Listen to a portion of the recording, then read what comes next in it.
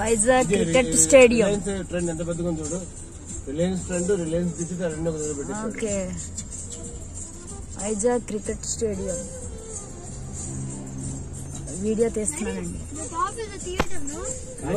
కానీ నిజంగా చెప్పాలంటే ఇలాంటివి వచ్చేసి చిన్న చిన్న వ్యాపారస్తులు దెబ్బ కొట్టించారు కదా. మొత్తం అందరూ దీంట్లోకే ఎగపడుతున్నారు కానీ చిన్నవాళ్ళు ఆన్లైన్ కూడా ఎక్కువ చిన్న షాపులకి అన్ని పోయినాయి పాపం వాళ్ళ వ్యాపారాలు అయితే అక్కడ. అక్కడికి వెళ్ళే వాళ్ళు ఉన్నారు లేదు, మా ఇక్కడ అందరూ వెళ్ళరు. ఇందులో ఏదో కార్ పెట్టేసి వెళ్ళి కొనేసి వచ్చేటోళ్ళు ఉంటారు కానీ అందరూ దాంట్లో వెళ్ళేటోళ్ళు ఉంటారు.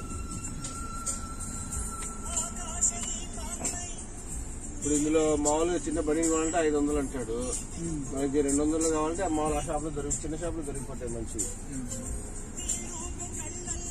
ఆన్లైన్ ఎక్కువ వచ్చేసరికి దానివల్ల దెబ్బతిన్నారు. దానివల్ల ఎక్కువ అమెజాన్ వల్లనే. అవును, మంచి దెబ్బ కొట్టాడు, ఆడు కొట్టాడు, వీళ్ళకి కూడా కొట్టాడు, ఈ పెద్ద పెద్ద వ్యాపారస్తులకు కూడా కొట్టాడు.